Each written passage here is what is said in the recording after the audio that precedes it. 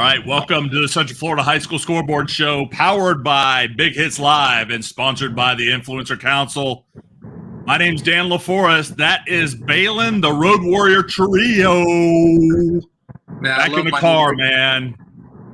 I tell you what, that's one of the most common questions is why is Baylin always in the car? And it's because Baylin has an agenda and he follows his regime.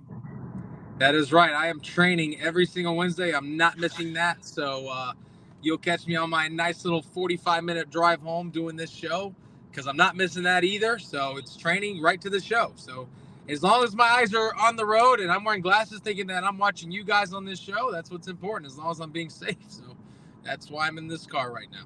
Baylin, we have entered into week 9. We are almost at the finish line for the 2023 football season. So much going on, and we're going to get into it. But first, I want to take a moment and remember a dear friend of mine, and that is John Peery. For those of you who don't know, John Peery had been covering Apopka, the city of Apopka, for 40 years. He covered me when I played at Apopka.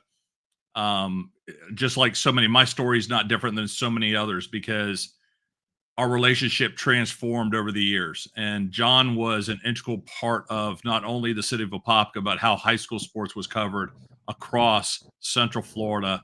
And he was well respected by a number of his peers, including Larry Bluestein and J.C. Carnahan, Buddy Collins, and Chris Hayes here locally. But it was unexpected. But the city of Apopka honored him this past Friday night at their homecoming.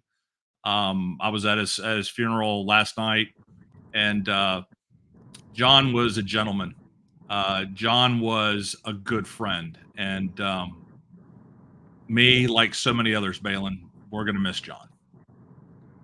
Yeah, that's tough, man. And I think that the coolest part about it, even though it stinks, is to see how many people really valued him and cherished, the times they had with him, and seeing the memories being posted on Facebook and Twitter, Instagram.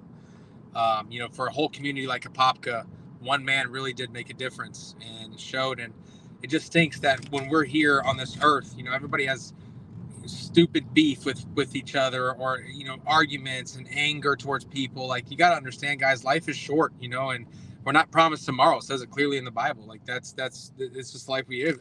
Once your heart stops, that's it. You can never come back. So, it's tough. So I challenge everybody watching this, cherish your loved ones. Make sure you say, I love you. Don't go to bed angry at somebody. If you do have some resentment, forgive people. I think that's very important. Life is precious, man. And at the end of the day, trash talking in football games and just being upset. And I'm watching all this hate and all this anger and fighting at NFL games now over games that really you have no control over, and you're still fighting the stands.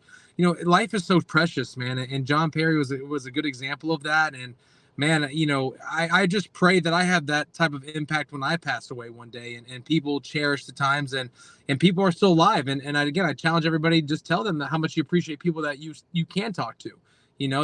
That's valuable. It's sad that people are saying things that they wish they could probably tell someone when they're alive. Like, you have those opportunities now, take them, because once they're gone, they're gone. And it's just a tough situation for the community of Apopka, especially since it was unexpected. But at the end of the day, we can learn a valuable lesson in this and really cherish life. And that's something that he cherished, just like the game of football. He was a big Tennessee fan. I know that, and it's just sad, man. So I'll be rooting for Tennessee this year on behalf of him. And of course, Apopka has a couple critical games coming up to make another playoff and state championship run. So I'm sure they're going to honor the rest of the season for him. So now they're fighting with a bigger purpose. So I'm excited to see how Apopka responds to this. But just cherish your loved ones, guys, and that's what's most valuable. Football is just football, and life is just life. But that's the thing; it's got to be cherished, because at any moment it could be done.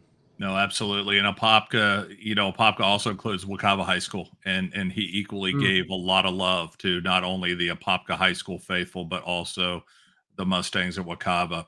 Well, Baylin, let's get right into it, man. Week 8 was big, and let's start with our number 4 team, Masters Academy. They fall to Providence School out of Jacksonville, 28-42. Yeah, Providence School is a powerhouse. This is a very good team that came into Masters Academy in Oviedo on Friday night, and they took care of business. Masters Academy, they went with the young guy. Nazir went in there, the 2026 quarterback, who I see as one of the top guys in that class and can be. He kind of had a couple mistakes early, and they put in the 2028 kid Jackson Stetcher, and he came in through 3 touchdowns. So he had a pretty good game. But at the end of the day, Providence School is just too much for Masters Academy, and it is what it is. Providence is a solid football team, so hats off to them. No doubt about it. Masters Academy has a huge game this week, and we're going to talk about it here later. Let's get right into, how about number 5, Melbourne Central Catholic, knocking off number 2, Holy Trinity, 20-7. Yeah, like we talked about every single week, you control Brogan McNabb, you control that football game, and that's exactly what they did. They got in their heads early, went up early, and you could just write that script as it is, and now they're the district champions. Holy Trinity, as good of a season as they were having offensively, their 2 games that they lost were a shutout and 7 points, and that's because they contained Brogan. So that's really the only way to beat this team. Other than that, they're going to have a field day. So great job to Melbourne Central Catholic, a team that was early ranked and got upsetted and got knocked out of our rankings, came back in with a couple solid wins, and this one just capped it all off. So maybe see them go up in our rankings this week, Dan. Let's move on. Number 1, OCP falls to number 3, Bishop Moore, 25-15. Dan, what did you say last week? You said we like this show because we can keep receipts. You laughed at me when I literally called this. I said Bishop Moore wins by 10 plus. And everybody was like, commenting on our Twitter feeds and looking at our predictions. You even said, well, that's the good thing about this show with this game specifically. And I'm glad someone commented right after the game on one of our Twitter posts with the score. They said, Baylin, you called it, because I said 10 plus, and look at the score. Bishop Moore is solid. Like we said earlier, that's why they've been ranked. They never got out of our rankings with a 0-3 record, because they have a tough schedule to start off, and they're a solid football team. Now they're winners of 4 straight. They beat arguably our best, I thought, best private school team in Orlando, and they beat them soundly. So great job, Bishop Moore. They're back on the map, and look for them to also climb our rankings, Dan. Yep, and they got one more ahead too. So let's keep going. How about Oviedo taking care of Lake Howell, 53-14? Anything new here, Dan? Like I said, the only chance that Lake Howell ever had was when my cousin played his junior year, when they were actually favored, and Oviedo won that game just like they did this game. So, yeah, just keep on waiting, those Silverhawks, before you beat those Lions. It's going to be a long time. So, great job, Oviedo. And we move on to one of our other bonus games. How about Lake Mineola taking out South Lake? South Lake had a two-week winning streak there, but the Hawks, 53-14. Yeah, it was actually a close game at first. It was 14-14 South Lake, and I believe South Lake actually went up 7-0 early. So it was like weird, but at the end of the day, just like those Dolphins did on Sunday, down 14-0, good teams prevail and they go in blowout fashion, and this is exactly what you see. So South Lake, I like what the new, Coach Lord's doing, but at the end of the day, you're just not ready for those big boys. And our game of the week, the Cure All-Stars game of the week, Olympia falls to Dr. Phillips. Actually, this is rearranged. Olympia beats Dr. Phillips 28-3. My bad on the graphic. Yeah, no, I thought the final score, Dan, I remember watching, I thought it was 31-21, if I'm not mistaken. You called the Actually, game. it could have been. I was rushed to get this done. I don't have it in there, but regardless, listen. Regardless, this was a game I definitely got wrong. I thought Dr. Phillips was going to come in here and shake some feathers because they were playing well, and Olympia said, hold up. That Apopka game that meant nothing this week for us because we're focused on Dr. Phillips in a big game, a game that Dr. Phillips wanted back from last year's 11-0 loss. That was the first time Olympia beat Dr. Phillips in a long time. Now they got 2 years straight on them. So great job to Olympia coming into Dr. Phillips and beating them. Again, I celebrate this game because it was the first game this season on this show. We were able to stream a game live from the sideline with you, Dan, and Bobby Allen, of course. And so it's glad to have the crew back. But, man, I did not call this game right. Yeah, and it was. Bobby Allen and I got to call this game. And, again, apologies to the Titans for messing this graphic up. But Olympia really bounced back from that loss from Apopka and did a really good job. And I thought it was a very competitive game until really until late in the second half. And, both sides of the ball, incredible talent. I had a blast calling that game. Yeah, Ware's the real deal at running back. That's for sure. I do remember that. Oh, Romello Ware was all over the place. He was definitely one of the games of the week. And Stanley Anderson also played a very good game. He kind of put the Panthers on his back in that game. He played as well. He was also one of the players of the game. Okay, how about number 10 Jones taking care of Boone, 51-14. Called this, Dan. I called this a mollywop on the show. You laughed at me as well. This was over before it even started, and nobody even really stood out because it felt like everybody scored a touchdown in this game for Jones. This game had no chance. Boone obviously had a really good game plan last year, only losing 13-9 in a weird game for Jones. But you know what? I'm starting to really like this trend with Jones because everybody made fun of their record. But again, it just shows you that records mean nothing because when you're playing powerhouse programs like a team from Maryland and obviously Edgewater, those are respectable losses, unlike some of these other teams. So you know what they're going to have to force next year? Jones is going to have to play all the area schools and really show them why they're the real deal and they're the powerhouse. Because when they do that, like you've seen these last couple of weeks, when they're playing area teams, they take care of business. Obviously, Edgewater's another. And we lost Baylin, and he's right. I said this a few weeks ago. Jones, for them really to get back on track, had to not only beat their opponents, but beat them convincingly, and they did in this game. All right, we're going to move on. You're absolutely right. Jones, and we said this a few weeks ago, Jones was going to get back on track. And not only did they have to win, they had to win the rest of their games convincingly. And I think 51-14 shows that that they're heading in the right direction, getting really close to the playoffs. And I think it's a testament that there was no big performance. Getting everybody involved is going to be key because once you get into the playoffs, it's for real. It's win or go home. All right, let's move on. Number 9, Leesburg takes care of Bellevue, 49-14. Nothing impressive here, Dan. Bellevue is a struggling, bad football team. Leesburg just takes care of business, and they're no longer, like I said, the cupcake team anymore, the team that squeezes by. Leesburg is the power now. They're switching forces from Lake Mineola. It just shows you how great coaching and obviously a culture change can really help a program like Leesburg, who literally won one game last year.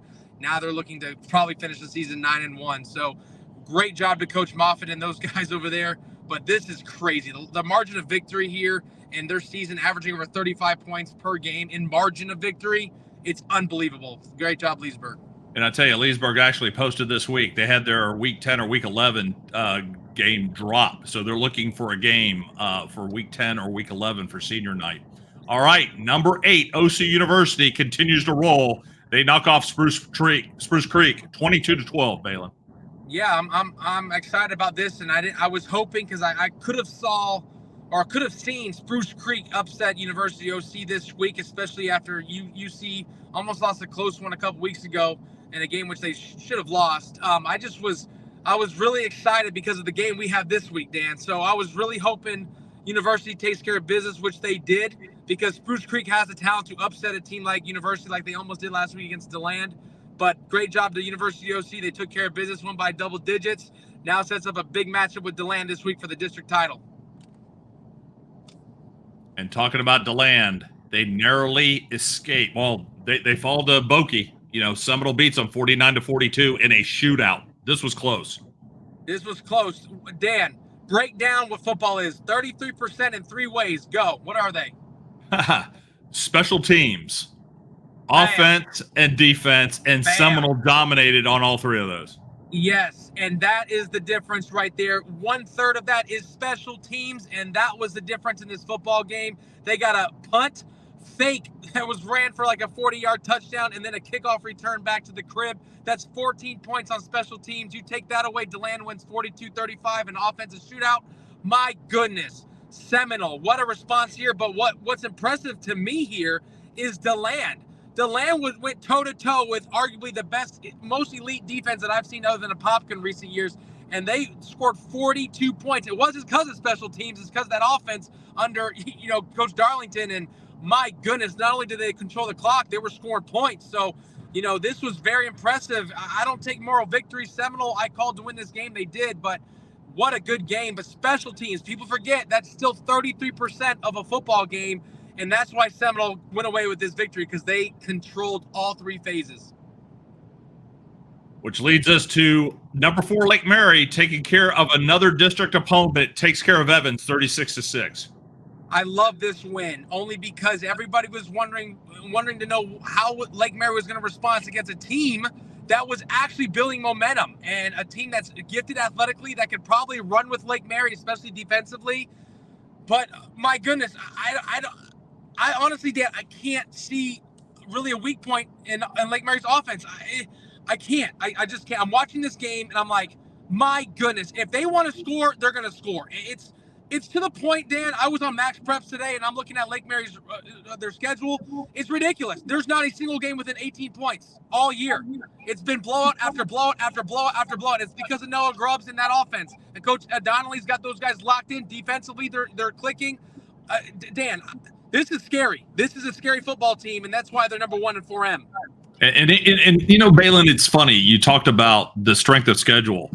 The next 3 weeks, the closing out of this season is going to be Lake Mary's biggest test.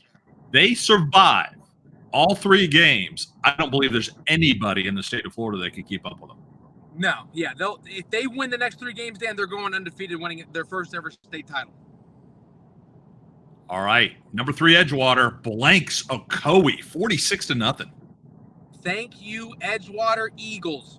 I am more impressed with this because we talked about this last week, Dan, with how Edgewater's been playing recently and how they've kind of not played to level of opponents, but they just haven't dominated. The only game they really dominated was the game against Jones, which was very, very impressive. But other than that, it's been kind of like a couple scores here, a couple score wins here. You know, it just hasn't been impressive. The last 2 weeks, they put the dogs to sleep. We're talking Timber Creek, 9-night, then the Ocoee Knights, 9-night, literally. So they're rolling now. So now we're building a momentum, going into a boom game, a rivalry game in a couple weeks. I'm excited about this Edgewater team. I'm telling you, man, we're going to have a Central Florida State champion this year, and Edgewater's shaping up to be that team. I mean, I'm going to be honest. They are so impressive to watch. And, honestly, what's surprising about this game is how well Ocoee has played all year. This is the biggest gap that has been in a score differential.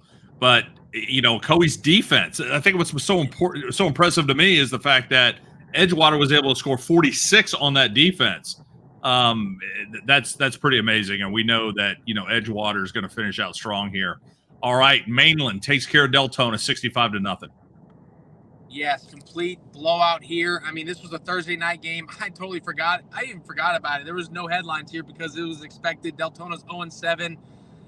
Funny thing about this, we had both their quarterbacks at my camp on Sunday. There was really no trash talking because there's nothing really to say. I mean, you lost 65-0. So, Dennis Murray, you continue to do what you're doing, buddy. You might also have a state championship ring on your finger at the end of this year.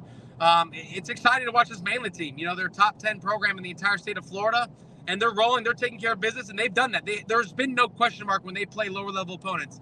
They have taken care of those teams in arguably in big blowout fashion. So, I'm excited to see what they do in the last game of the season against Lake Mary, and a good chance some of us will be covering that game. So I'm excited, but keep doing what you're doing, like Mainland. No doubt about it. I mean, Mainland's dominant here. Obviously, there's a big spotlight on Mainland right now. There's an expectation with Mainland right now, and they're going to be tested here the next couple of weeks. It's how they're going to finish this season. But I tell you what, I like their chances right now, especially heading into the playoffs. All right, number 1, Cocoa goes to Titusville, takes care of business, 28-3. Hands Titusville the first loss, Baylin. Yeah, Titusville, like we talk about strength of schedule, played absolutely nobody. I'm glad they're winning games, though. That's the most important thing. Like, people want to argue strength of schedule all they want, but at the end of the day, Titusville is winning those games. Last year they're probably losing those games. So credit to them that they're winning the games on their schedule. So, but when you go against a team like Cocoa, I would keep the trash talking to a bare minimum because you're going to get embarrassed. And, this game is probably a lot closer. It looks a little closer than probably expected because this was the same score as Seminole. So are we saying Titusville is just as good as Seminole? No, not at all. But that's what it looks like to the people that look at the scores on Max Preps. But at the end of the day, Titusville had no chance in this football game. Cocoa's just that much better. A lot of controlled clock here by Titusville, which is smart coaching-wise in the first half, kind of like Oviedo did with Mary. Control the clock, keep it close, and hopefully pray for a miracle. Just no miracles Friday night, Dan. This was a blowout.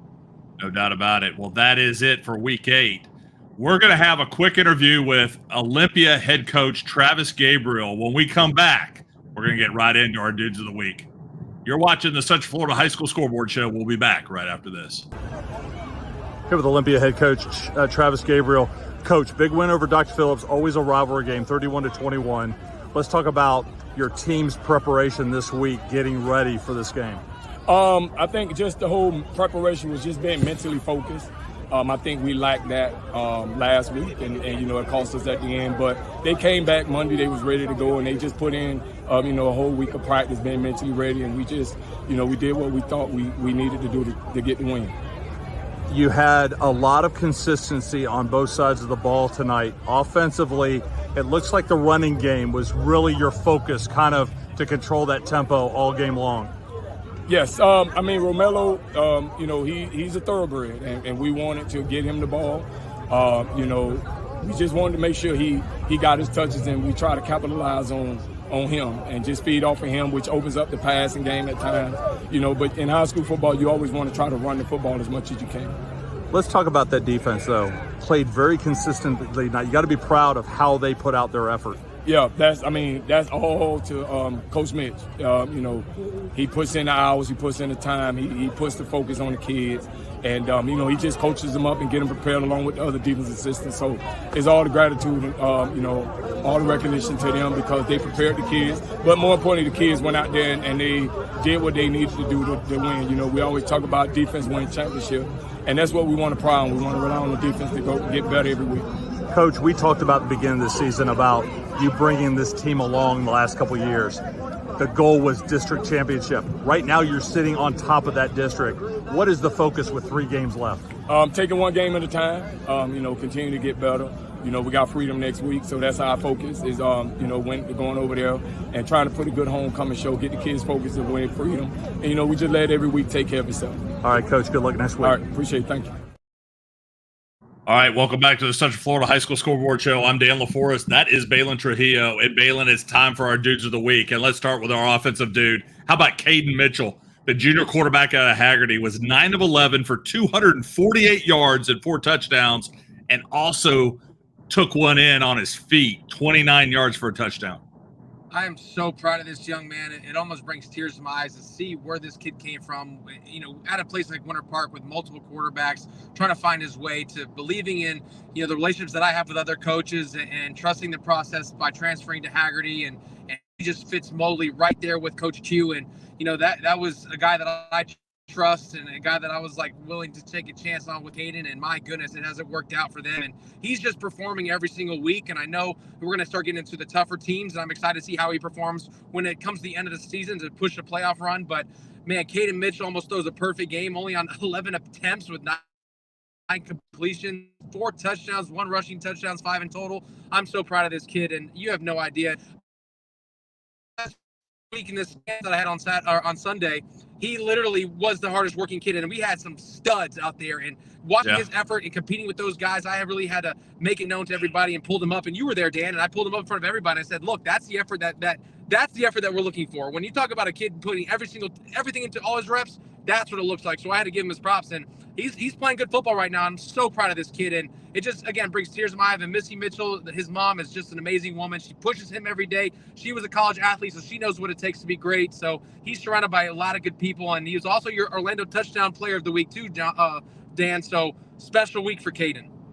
Yeah, no doubt about it. The Orlando Touchdown Club is going to recognize him Monday night with the other 3 players of the week. And my thing on Caden Mitchell is this. I have seen the progression all season long. The Hagerty Huskies right now are 5-2. Coach Michaels has really done a good job in his coaching staff with the development of this team. I saw them in the spring. I saw what the promise could be with that program, and we're seeing it develop week by week. And this is when right? When you're looking at a team and see how they develop week to week. There's no stagnance. There's constant improvement. And that's what makes Hagerty such an interesting program. Yeah, I would hate to play them late, Dan, when they're rolling. All right, our defensive dude of the week, Trenton Gummer, the sophomore defensive back out of Bishop Moore, 4 tackles, had 2 big interceptions against OCP. He did, and guess what? They pulled off the upset, like I called it, Dan. So I'm so excited about this kid. Matter of fact, this kid could have won Offensive or Defensive Player of the Week this week. That's how talented this kid is, and I'm excited. His growth, I've got to see him play in the youth ranks. I'm pretty close with his dad, with his brothers, and this kid is going to be special, man. Somebody to definitely watch out for in that 2026 class, a loaded class at that. And again, he plays both ways. So I'm very curious to see how his career is going to end up. He's got the size, he's got the speed, he's got the IQ level on defense. 4 tackles, 2 picks against OCP with the upset win. I love where this kid's trending, Dan, and Trenton trending. That's what I like to say. Trenton trending. No doubt about it. Now, I tell you what's really impressive about his film is he is very aggressive in tackling, and it's hard to see corners that actually do that, but he's done an amazing job. And again, watching somebody develop, we watched him over the summer to watch him put it all together. And we talked a little bit about Bishop Moore. Bishop Moore is a very young team, and they're going to be exciting to watch. We talked about their strength of schedule. We talked about their progression. It's going to be interesting to see what they do here over the next few weeks. Now, Baylin, our special teams dude of the week, we nailed it on it earlier. Seminole did a wonderful job on special teams, and it was the differential. Justin Rosado, wide receiver, the senior out of Seminole, 210 return yards, and one of them was a kickoff return for a touchdown. Yeah, really special performance here from the Seminole special teams dude. Like we just talked about earlier, that was the difference in this football game. Without his return on kickoff and the return fake for a touchdown, I'm telling you what, the Seminole probably loses this game. So great job to Justin getting that win and sealing it on the kickoff return earlier in the game. That's just the difference in this football game, a 7-point game. Thank you, Justin, for that win for Seminole, because if they'd have lost to that DeLand team, there might have been some uproar in their community. So great job to them, and Seminole, starting to build a little momentum because they're going to need it 2 weeks from now against Lake Mary. No doubt about it. We saw their game against Coca. We saw that they still aren't healthy. It looks like they're getting healthier. What a battle with them and DeLand. And they got some big games coming up here the next couple weeks as well. Well, Baylin, let's get right into our new top 10. And here we go. Our top 10, DeLand falls to number 10. Jones moves up to number 9 at 4-3. Leesburg at number 8 at 7-1.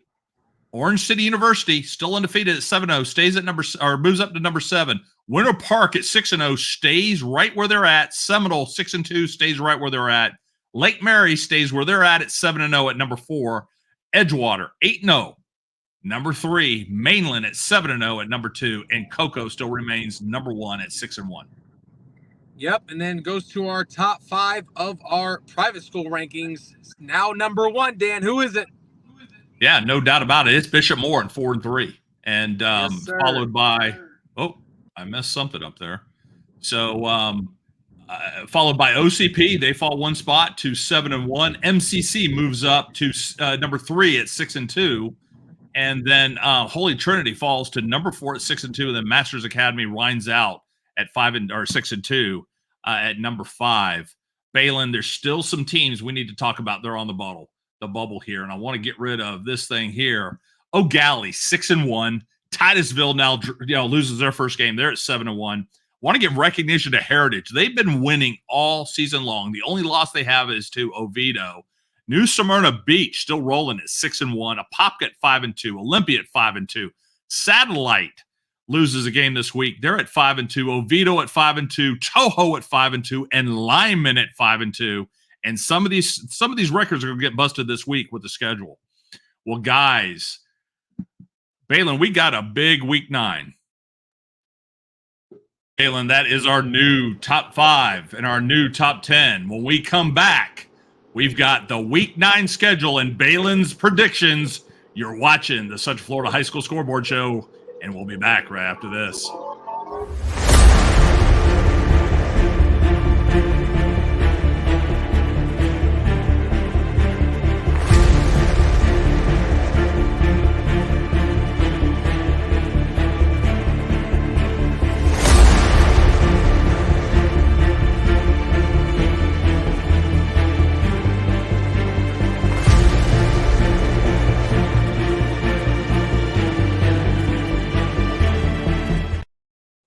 All right, welcome back to the Central Florida High School Scoreboard Show. I'm Dan LaForest. That is Baylin Trujillo. And Baylin, it's time to put it to a test, man. You had a decent week last week. You were 4-2, 29-12 on the season, which is 71%. Not too shabby as a quarterback, okay? But let's get right into our schedule. How about Wekiva at Jones? Wekiva 4-4, Jones in 4-3. And word on the street is Wekiva has a new head coach, at least temporarily. Yep, and that's why this game is important, Dan, because there's a lot of turmoil going on with Wekiva. Now, I did get word today as well that Wekiva's head coach, I believe, was let go minutes before their game on Friday and told the team in the locker room he will no longer be coaching this team. And look how they responded. Obviously, it was Horizon. They blew them out. But, that team obviously responded in a positive way and not a negative way. I know those guys love Coach Schwartz over there. Coach Schwartz, I was blessed enough to coach with him at Oak Ridge for a year, and he's a high-energy guy, so I know those kids love him. So I don't know the dynamic over there, what happened with Wekiva, and that's not any of our business. But at the end of the day, they responded. But that's the difference in this one. They're not going to respond the same way. Now they're playing Jones High School, who is now rolling over these Central Florida teams. I think with the loss of their head coach in a game where they could be motivated by him to hopefully perform well against this team, I think that's the difference here. And Jones is locked in, and I believe Jones rolls away with this district game and lights it up. And I think they win by 21 plus. Yes, you can keep the receipts on it, but I think Jones rolls in this one at home. Yeah, and I tell you what, the fans agree with you. 75% said Jones. Let's move on. This is a big game right here. Number 10 DeLand at 5-2 travels to Orange City to take on University, still undefeated. The number 17. Somebody's got to fall here. Yeah, and you know who's going to fall, Dan? Somebody in this district title game, and that's going to be University Orange City. DeLand wins this football game. I think it's 10 plus. I think they roll over them. I just think that DeLand is much more battle tested. They've proven themselves. They're starting to roll offensively. And with the Darlington program that's running offensively and doing the right things, it's only a matter of time before their defense locks it up. And then at that point, it's wraps. So DeLand, I love where they're trending, even though they have 2 losses. Both their losses are to big programs.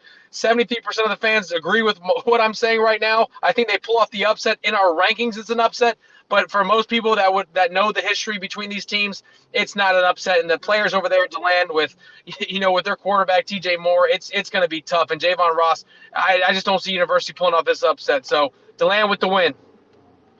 Yeah, I think this is going to be one key matchup. And you're right. I think the key here is, can DeLand get that pass rush on that fast offense that University has? But Justin Roberts has done a wonderful job over at University this season.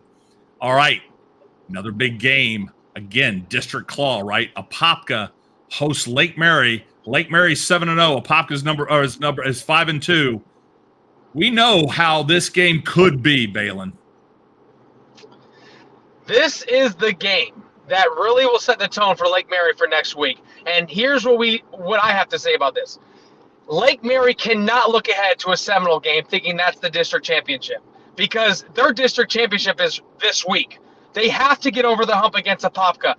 We saw last year, Lake Mary pulled off the craziest upsets in the playoffs and beat Seminole, right? They pulled it off at Seminole, beat them. Guess what they haven't done, Dan? They have yet to beat Apopka. They were 0-2 last year. Noah had great games in both of those matchups, and they still lost. So it's going to take a lot to not overlook this Apopka team, assuming their season that they're having with the injuries and all this, that they're going to look ahead in a district game to the Seminole game next week. They need to focus on this Friday. I believe those coaches are doing just that. Obviously, I'm mentoring Noah. He's locked in for this week. Tyson Davison, it's a big question mark. Where does he stand in health-wise? I know he's getting better every week on that ankle, but again, at the end of the day, this is a big matchup. So what are they going to do here offensively to keep pace with this Lake Mary team? Because I believe the only way to beat Apopka is through the air, and I think Noah has another great game in the air, throws about 4 or 5 touchdowns, and I think they roll away with this win in a convincing fashion, Dan. Believe it or not, I do believe that Lake Mary wins in convincing fashion, but they better not look over Apopka, because Apopka still has that edge over them, and Noah's yet to beat them. I don't disagree. The fans believe you're right at 69%, but here's the key, right? I think this is about how Apopka plays. Emotional time for them with the loss of John Peery. It's no secret every year Apopka flips the switch. The question is, are they healthy from the last 2 weeks? Can they keep the time of possession and keep Noah Grubbs in that offense off the field? That is the key. If they can sustain a drive and keep their defense fresh, I agree with you.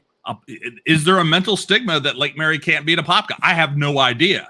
But it's going to come down to slowing down Lake Mary's offense, and that is going to be the key to this game. All right, This is another big game. Thursday doesn't look like it. Osceola travels to Daytona Beach. Osceola is 2-5, but they have started to kind of get things back together. Mainland is 7-0. Baylin, 90% of the fans think Mainland's going to take this. Mr. Swint is the difference between that 2-5 record. He didn't play the first 4 games of the season, which is why you see 5 losses there. 4 of them, he didn't even touch the field, let alone suit up in pads and a helmet. So now you throw him in there. They're 2-1 since he's returned. Now they're 2-5, right? And both their wins are blowouts. So let's see how they control the clock on the ground, because that's how they're going to manage this football game and beat a solid team like Mainland. Do I see it happening, Dan? No, I do not. I think Mainland is the better team here. I think that they beat Osceola, and I think it's close. I do. I really think it's within a touchdown or maybe even 10 points. I think it's a lot closer than what people may assume just because of record, which you could throw these records out the door because they weren't healthy. But I think Osceola's talented enough to hang with these guys. I just think Mainland is just that much better, and they're going to squeak by this one, Dan, and remain undefeated. And right now the fan poll agrees with you. 90% says the Mainland Bucks are going to take this game. We got another great bonus game here. New Smyrna Beach, who's 6-1, goes into Spruce Creek. Spruce Creek had a heartbreaking loss last week at 5-3. Baylin, this is a good matchup. Yeah, this is going to be good, Dan. And, the records, again, throw this out the window for most people when they see New Smyrna Beach. 6-1, awesome year. Obviously, the addition of the quarterback from Boone High School coming over there, that's huge. But when we talk about strength of schedule and battle-tested, Spruce Creek checks all those check marks. So I'm going to actually go with what would someone consume or assume an upset. And I think Spruce Creek wins this game, Dan, over New Smyrna Beach, regardless of records. I just think they have talent enough to beat a team that's 6-1, and the records really don't impress me when you look at the strength of schedule here. And I tell you, 2 great coaches in John Wilkinson at New Smyrna Beach and Andy Price over Spruce Creek. That's going to be fun. All right, Tavares, 4-2 at Mount Dora, 5-2. Big Lake County game. Love this. This is a rivalry game. This is we call it the bowl, the Hurricane Bowl. I love it because if you saw Mount Dora's field, you would be very impressed with how that field is structured. It almost looks like Clemson. But what a great crosstown rivalry here. But I am going to stick with the Hurricanes just because they look like the U. So Mount Dora takes the win over Tavares, Dan. I'll tell you what, think about what Tavares did last year. They really struggled. My friend Gavin Jones takes over that program this year. They're at 4-2. A lot of people didn't see that coming, so you got to give a big shout out to the coaching staff over at Tavares and the effort of those Bulldogs. All right, let's move on. How about Oviedo, 5-2 at Lyman, 6-2. This one's a big one. Whoa, this one has district championship written all over it. Jermel Jones. What are you going to do this week that's going to hype these Lyman Greyhounds up to beat a Lion that's hungry for another title? It's going to take a lot of effort. It's going to take a lot of belief. And I believe that football team has that. But I still don't think they're good enough just yet to beat a solid Oviedo team who I've seen in person. And I like Oviedo here, and I think they win this game. And it's close. It's close. But Jermel Jones, if you're listening to this show, which I know you watch it because you call me every morning about it, when are we going to talk about Lyman? This is your chance. We will talk about you win district, because guess what that means? You're going to go to the playoffs, so you must win this game. This is a playoff game for Lyman. They are one of the first 4 teams out right now, according to the new FHSA rankings. But if you beat Oviedo, you are in as a district champion. So you better get those guys ready. The best speech in the world, Coach Jones, because it's coming. Those Lions are coming, and you don't forget about last year. So here it is, district championship, Dan, and I'm going with Oviedo. No doubt. Here's the thing about this, too. You got to remember, Jermel Jones did a great job with Lyman last year. They went 7-3 and did not get into the playoffs. So This is a big deal. And you're right. Coach Jones wants some love, man. Here it is. We're setting the table for you, brother. All right, let's move on. How about the battle for the old Orange Crate, man?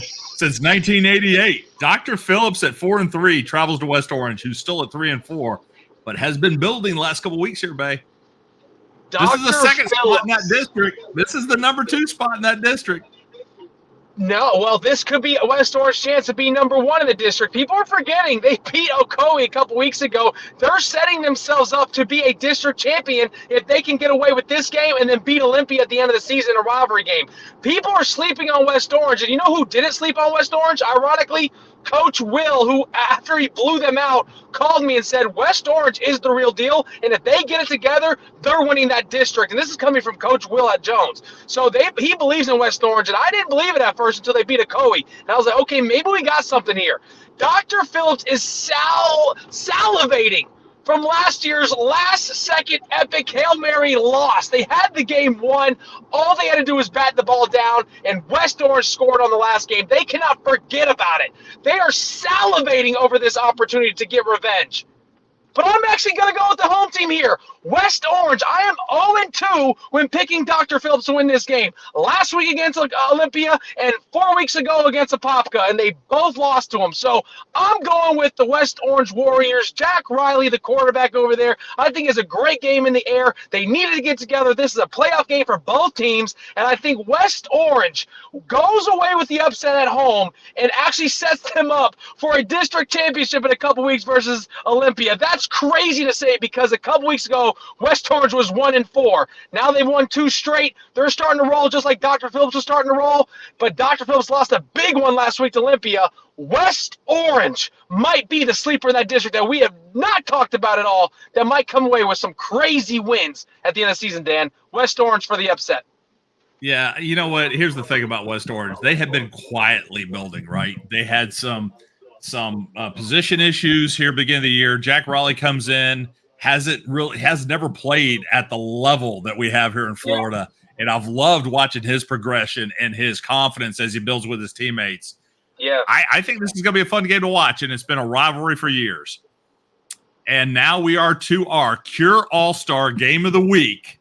RJ Fuhrer and Oak Hall comes to town at 7-0. This is a big SSAA game to play the Masters Academy 5-2. This will be on the Cure Bowl YouTube channel. You and Bobby Allen will be calling this game. I'm not going to have you pick this game because you're calling the game. All right? Well, let's just say the fans look pretty good at one of the teams, but another team is definitely battle-tested, so it'll be fun to watch.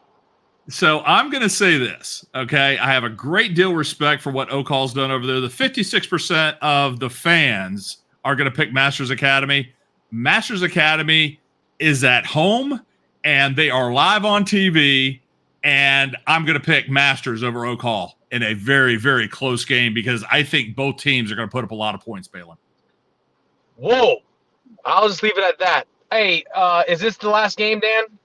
This is the last game that we're predicting. So I just want to give a shout out to all the women out there battling breast cancer. This is Breast Cancer Month. This is the opportunity for kids to actually wear pink in games. Obviously, my mom went through cancer. It's not something fun to watch, but those that are fighting through it, those that have went through it, those that are hearing news recently about it, we are praying for you. God has a plan for you. It doesn't end here. And just remember, when you're playing on the field, guys, you're playing for a bigger purpose, whether that is supporting breast cancer or survivors or your family or kids in the hospital that can't do this on a daily basis. You are always playing something bigger than yourself. So always remember that. Don't take this game for granted and enjoy it while you can, because football is such a short part of your life. It seems long, but it does end. And so just make sure you enjoy this time with your teammates and your coaches, regardless of wins or losses, because you're fighting on the field, but there are people fighting for their life every single day. So shout out to all the breast cancer survivors, including my mom. And we love you, and I love you, Mom. I don't disagree, Baylin, and that's why we're so heavily involved with the Orlando Sports Foundation with the Cure All-Star Game. Guys, we're putting that together now. Invites are starting to go out. We've already reached out to some coaches. I'm heading up the Summit of Felicia Flagler game. You've got Donnie Hodges, the former coach at Colonial. He said he's overseeing the Orange game. And then you got Ty Enzer, who's the AD over at East Ridge. He's been a coach all over Central Florida, including Apopka. Ty is putting together that Lake Osceola game. And remember, guys, if you're invited, this isn't just about you. This is about cancer research. This is about you playing for something bigger than yourself. And I've said this since I've been involved in this game. This isn't a last ride game. We're coming to work. We're helping kids get into college here, Baylin. Yeah, no doubt about it, man. So just make sure we all keep the main thing when we're playing this game. I tell you what, that is it. Have a safe and healthy and very eventful week 9 because, guys, we're almost done. A lot of teams are going to be done for the season here in a couple weeks, and we'll be back next week. You're watching the Central Florida High School Scoreboard Show, and we'll see you.